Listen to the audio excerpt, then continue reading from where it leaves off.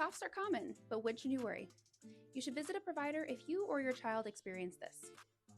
1. A cough that doesn't go away after a few weeks, or if it involves coughing up thick greenish yellow phlegm. 2. Wheezing. 3.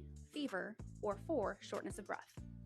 You should seek emergency care if you or your child is choking or vomiting, having trouble breathing or swallowing, coughing up bloody or pink tinged phlegm, or having chest pain.